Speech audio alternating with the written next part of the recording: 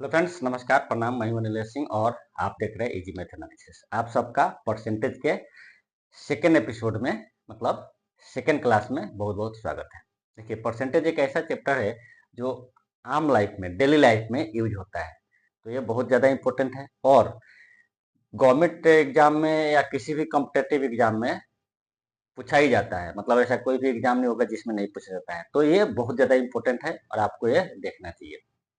हमने percentage zero से चालू किया है, ठीक है, जीरो कॉन्सेप्ट से चालू किया है, एडवांस तक जाएंगे। तो इसके पहले वाले लेक्चर में हमने बहुत सारा बेसिक चीजें पढ़ा है, आप पहले वीडियो देख सकते हैं जा करके। अपना ये दूसरा कॉन्सेप्ट है, उसमें फर्स्ट कॉन्सेप्ट पढ़ लिया था। पहला कॉन्सेप्ट था कि मान लीजिए ए है, तो हमने पढ़ा था ए बी का कितना परसेंट, ए बी का कितना परसेंट होगा। मतलब दो सवाल हमने बताया था, ठीक है। ए 5% ऑफ बी, ये हमने पढ़ लिया था। तो बहुत सारे स्टूडेंट इसमें गलती करते हैं। कंपेयरिंग हमको कितना करना था जी, ए और बी का। तो ए का कंपेयरिंग बी से करना रहता है, तो क्या करेंगे, जिसका कंपेयरिंग जिसके तुलना में करना रहता है, तो जिसका करना रहता है उसको ए और जिसके रेस्पेक्ट में करना रहता है उसको हर रखते हैं। जिसका कंपेयरिंग करना रहता है उसको न्यूमरेटर में और जिसके रेस्पेक्ट में करना रहता है उसको डिनोमिनेटर में, और 100 से मल्टीप्लाई कर देते हैं। और नहीं तो आप ट्रेडिशनल मेथड का यूज कर सकते हैं। ये तो आपका फास्ट ट्रिक है, टेक्निक है। नहीं तो आप टेक्निकल ट्रेडिशनल मेथड का यूज करके भी उसको बना सकते हैं, लेकिन टाइम ज्यादा लगेगा, ठीक है। अब ये अपना क्या है, दूसरा कंसेप्ट है, सेकेंड कंसेप्ट है। सेकेंड कंसेप्ट क्या बोल रहा है, if the price of an object is reduce from RS 150 to RS 100 then find the reduction. बोल रहा है यदि किसी वस्तु का दाम 150 रुपया से घटा करके, कम करके 100 रुपया कर दिया जाए तो कमी परसेंटेज ज्ञात कीजिए। मतलब एक वस्तु है जिसका दाम जो है पहले कितना था जी, 150, 150 रुपीज। अब ये कितना हो गया जी, 100 रुपया। पहले 150 में मिलता था, अब 100 में मिलेगा।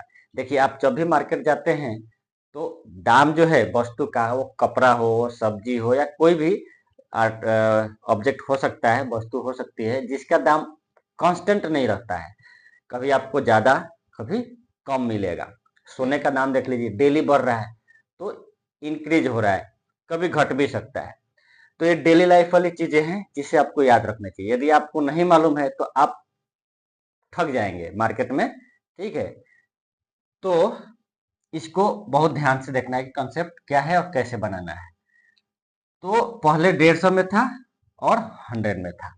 और वीडियो अच्छा लगे तो लाइक शेयर कीजिएगा और चैनल को सब्सक्राइब कीजिएगा, ताकि इस तरह का वीडियो आप लोग को हमेशा मिल सके, ठीक है। मैं आप लोगों से, मैंने वादा किया है कि प्रत्येक मंडे को परसेंटेज पढ़ाऊंगा, तो प्रत्येक मंडे को आपको एक नया नया कंसेप्ट मिलता रहेगा। तो प्रत्येक मंडे को आप परसेंटेज देख करके अपना कंसेप्ट क्लियर कर सकते हैं। चलिए देखते हैं। पहले 150 था, अब हो गया 100।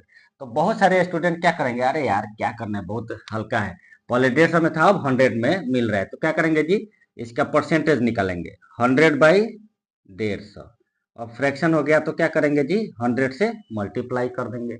ये कितना आ जाएगा, 2/3 इंटू 100, ये क्या हो जाएगा, 66.66%।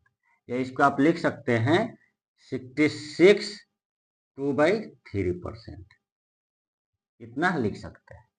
लेकिन आपको मालूम है ये आंसर कतई नहीं होगा, ये आंसर बिल्कुल नहीं होगा, ये आंसर गलत है। ऐसे ये बनेगा ही नहीं। यदि कोई स्टूडेंट इस तरह बना रहा है मतलब वो गलत बना रहा है, उसका कंसेप्ट क्लियर नहीं है।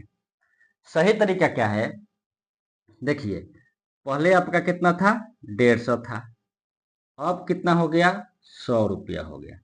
पूछ क्या रहा है, रिडक्शन परसेंटेज पूछ रहा है, मतलब कमी परसेंटेज कितना कम हुआ उसका परसेंटेज निकालना है।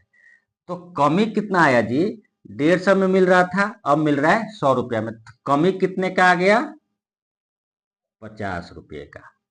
50 रुपये का कमी आया ना, 50 रुपये इसमें से घटा दीजिए तो कितना आ जाएगा? 100 आ जाएगा। 50 रुपये घटाएंगे तो 100 आ जाएगा। तो कमी कितने का हो गया जी? 50 का। और रिफरेंस कितना लेना है जी? 150 का। 150 के रेस्पेक्ट में अपने को परसेंटेज निकालना है। अब 100 से मल्टीप्लाई कीजिए, अब कितना आ जाएगा? ये आ जाएगा, देखिए 1/3। तो 1/3 इंटू 100, ये आपका आ जाता है 33.33%। या इसको आप लिख सकते हैं 1/3%, इतना लिख सकते हैं। ये आपका सही आंसर होगा। तो कंसेप्ट हमेशा क्लियर रखिए।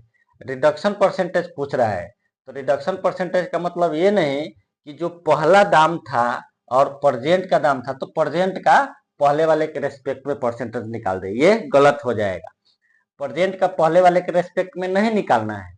प्रेजेंट में जो कमी आई है उस कमी का पहले वाले के रेफरेंस में परसेंटेज निकालेंगे, तब जाके आपका रिडक्शन परसेंटेज निकलेगा। जैसे मान लूं मैं बोलूं कि पहले एक थिंग जो है P रुपया में मिल रहा है, ठीक, ओल्ड, और न्यू दाम जो हो गया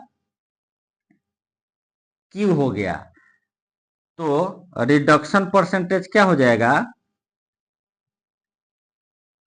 रिडक्शन परसेंटेज, ओल्ड दाम P था, न्यू दाम Q हो गया, मतलब रिड्यूस हो गया, घट गया। यहाँ पे रिड्यूस हो रहा है, डिक्रीज हो रहा है, डिक्रीज होकर के Q हो गया। तो रिडक्शन परसेंटेज क्या हो जाएगा? P minus Q by P into 100।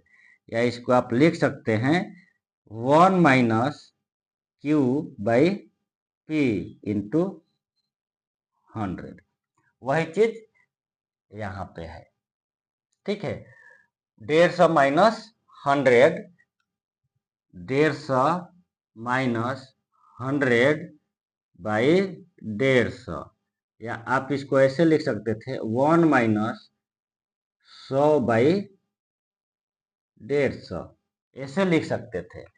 ऐसे नहीं लिखेंगे, ये गलत हो जाएगा। यदि आपको इतना ही शौक है ऐसे लिखने का तो 1 में से घटा दीजिए, 1 माइनस 100 बाई 150 गुने 100, ये एक सही है।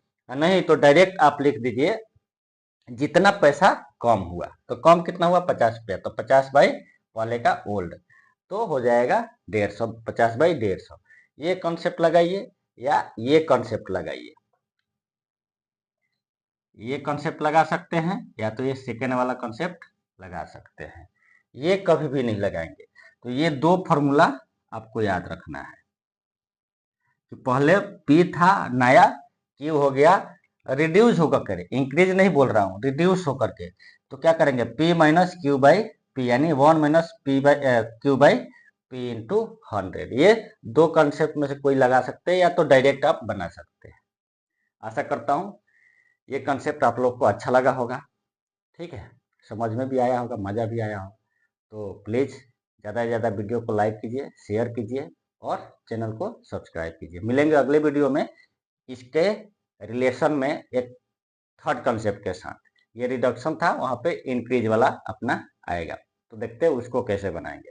उसके लिए थोड़ा आप लोग को वेट करना पड़ेगा। मिलेंगे अगले वीडियो में, तब तक के लिए धन्यवाद।